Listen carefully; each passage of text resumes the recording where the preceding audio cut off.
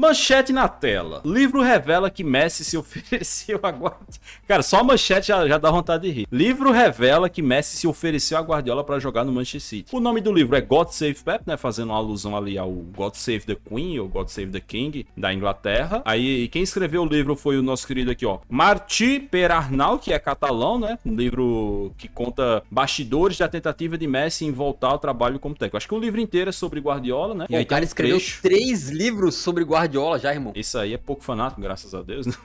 Puxa vida, Nossa senhora. rapaz. Aí nesse livro aqui, God Save Pep, ele tem um trecho em que ele fala sobre como Lionel Messi supostamente quase retornou para o Manchester City em 2020. E aí é bem importante dar o contexto para os nossos queridôncios aqui que possam estar por fora. Em 2020, a temporada 2019-2020 foi aquela da pandemia. Ela acabou na época do Super Agosto. Quando acaba o Super Agosto, as equipes entram de férias. E aí, do nada, o nosso grandíssimo Marcelo Beckler, jornalista da TNT, ele solta a informação de que o Messi tinha enviado um Burofax. Vocês lembram desse episódio do Burofax? Uhum. Tinha enviado um Burofax pra Que é um pedir... Burofax, né, mano? Exatamente, eu nem sabia que era o Burofax, pra falar a verdade. É um fax normal? Deixa eu ver. Ah, acho que é tipo uma cartinha do correio, assim, que tu manda com um aviso, tá ligado? Tipo, tu manda a cartinha e tu recebe um aviso de que a pessoa recebeu, assim. Exatamente. Aí o Messi, ele tinha uma cláusula no contrato dele no Barcelona de que a qualquer momento, desde que ele comunicasse através desse Burofax, ele poderia sair do Barcelona. Ele poderia sair como agente livre sem precisar pagar nenhum tipo de cláusula. O Messi enviou esse Burofax depois da temporada 2019-2020 pro Barcelona. Na época o presidente ainda era o José Maria Bartomeu. Ele enviou o Burofax e falou, ó, vou pegar o beco, não tô conseguindo, não tô aguentando. Mas foi depois de 8-2, tá? O último jogo, quase por pouco que o último jogo do Messi com a camisa do Barcelona não foi o 8-2, se ele tivesse conseguido sair naquela época. E aí o que aconteceu? O Bartomeu simplesmente cuspiu na cara do Messi, não literalmente, mas figurativamente ele cuspiu na cara do Messi, porque ele não aceitou. Talvez também literalmente.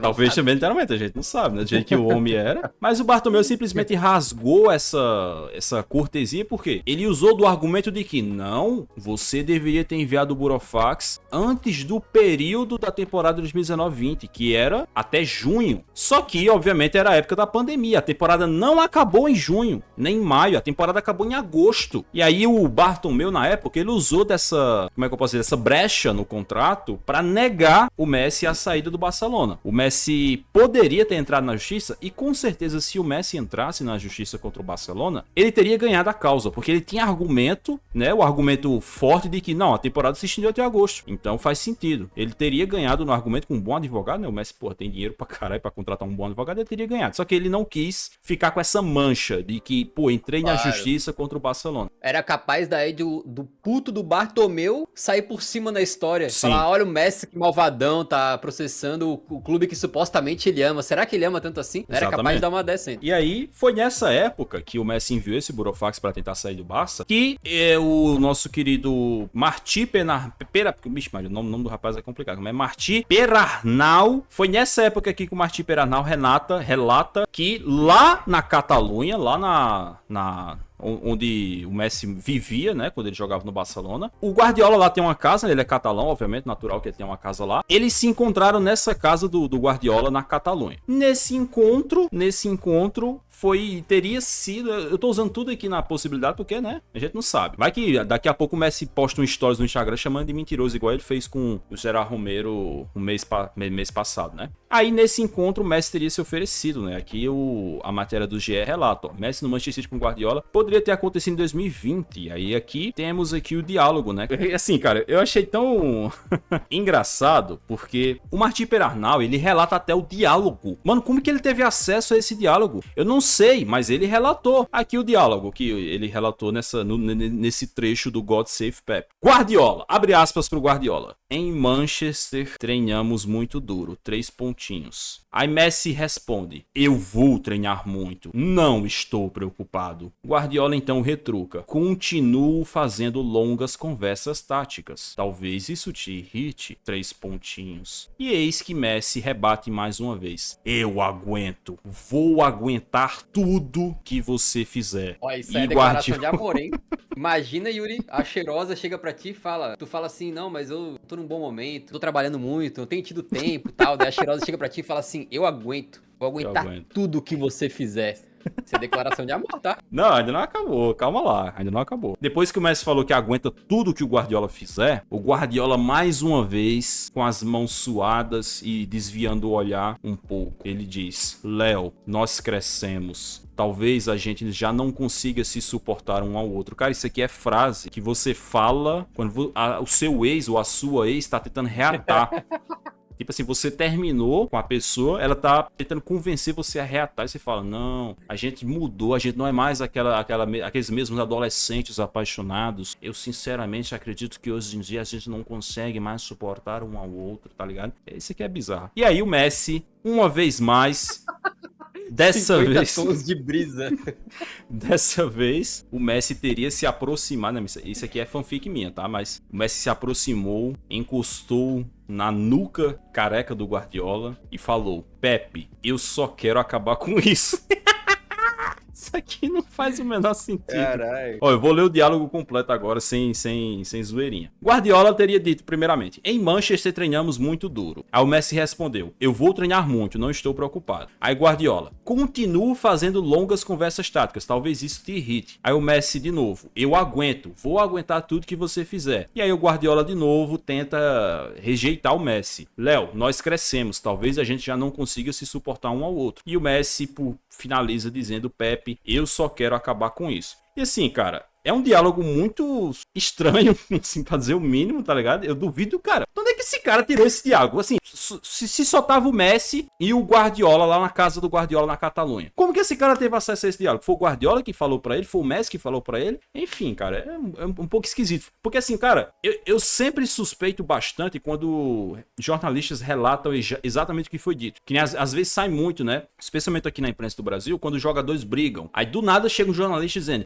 saiba o que eles disseram na discussão. Aí tem lá exatamente as mesmas palavras, a entonação, tudo. Tipo assim, cara, tu tava lá, irmão? Tu tava com a câmera lá? Cara, pelo amor de Deus. Nesse caso aí, só se foi o Messi, que não deve ter sido, ou foi o Guardiola, porque esse jornalista deve ser próximo do Guardiola, escreveu 3 livros sobre o cara, ou é alguma fonte secundária, tipo assim, é um auxiliar Antonella. do Guardiola que ouviu a história. Antonella. É possível. É o auxiliar do Guardiola que ouviu a história e contou a história, ou seja, as palavras podem não ser exatamente essas que foram ditas, mas talvez o tom da conversa... É porque assim, possa ser que o Guardiola revelou, para um auxiliar dele, tem vários auxiliares lá no corpo técnico dele, ele possa ter revelado pros auxiliares: tive uma conversa com o Messi, papapá, a gente tentou costurar um acordo pra ele vir jogar aqui. Mas assim, você realmente, cara, fala pra mim, tu acredita que o Guardiola iria relatar exatamente as frases que eles disseram na conversa? Porque assim, cara, quando você vai contar pra uma pessoa... Ô Yuri, os caras trabalham há, sei lá, 7 anos juntos no Manchester City, nessa época aí, sei lá, 5 anos juntos, passa o dia inteiro juntos, existe uma certa intimidade que tu conta umas paradas assim, com os coleguinhas de trabalho. Não, isso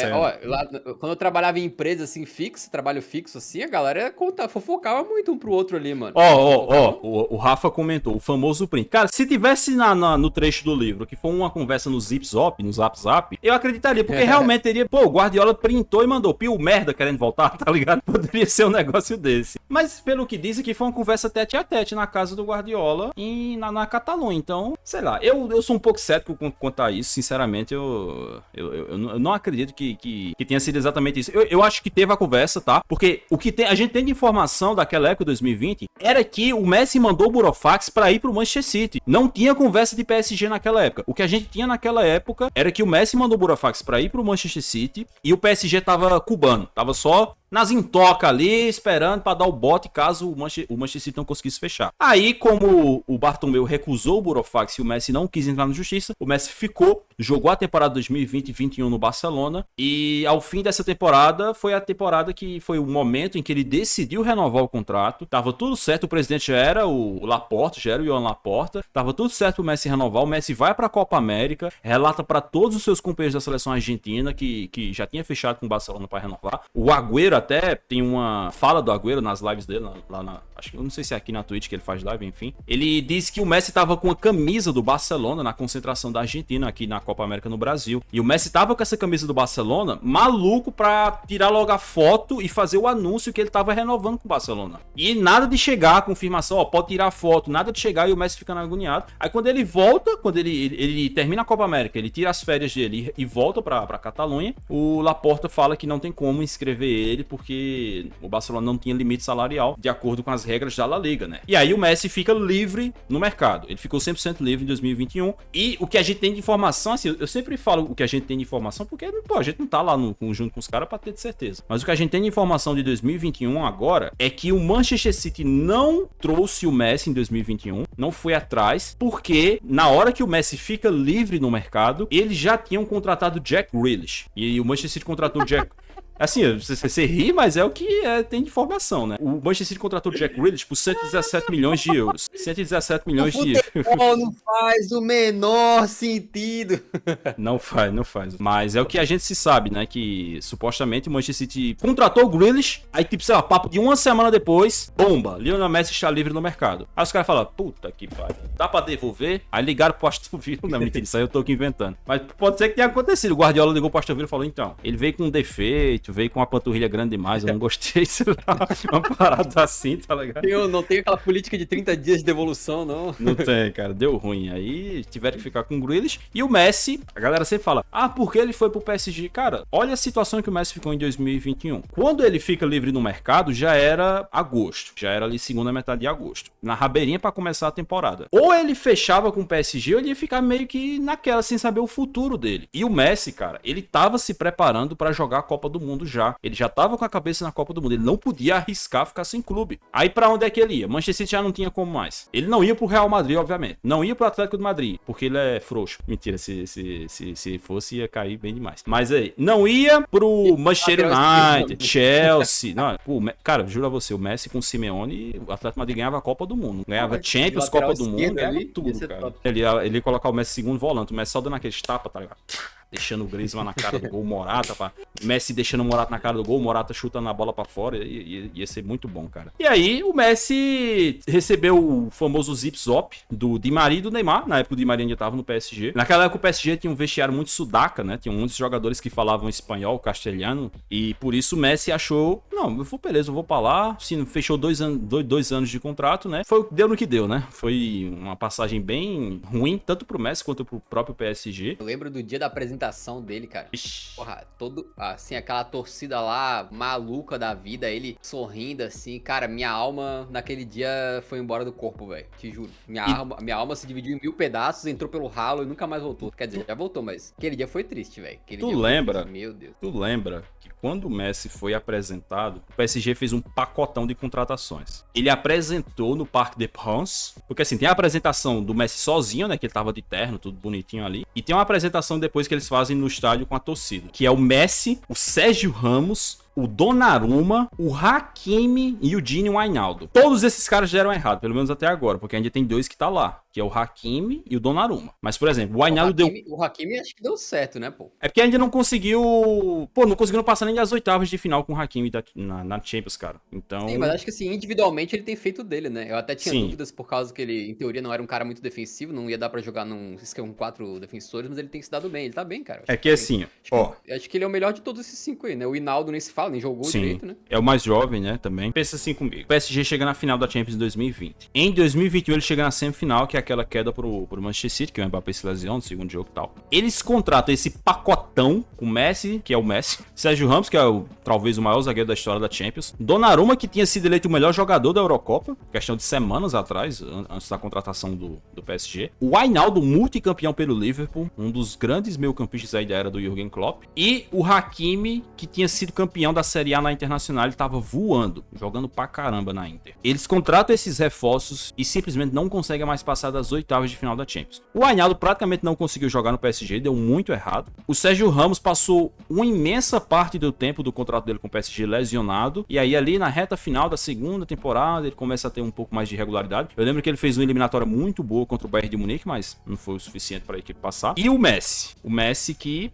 primeira temporada dele é bem ruim, ele tem Covid e tal, acaba não conseguindo desempenhar o normal dele. A primeira metade é fantástica e a segunda metade é broxante em vários sentidos possíveis. Então, cara, foi realmente um dia meio zicado pro PSG, cara. Pode ser que com o Hakimi e o Donnarumma ainda dê a volta por cima, né? Por enquanto, é aquilo que eu falei no Champions Cast. O Donnarumma falha na eliminação em 2022 pro Real Madrid, ele falha na eliminação esse ano pro Bayern de Munique e ele falha agora na fase de grupos no jogo contra o Newcastle, que pode causar uma eliminação do PSG em fase de grupos. Então realmente, cara, aquele dia lá do pacotão de reforços do Parque des Princes foi um dia pra lá de zicado com o PSG.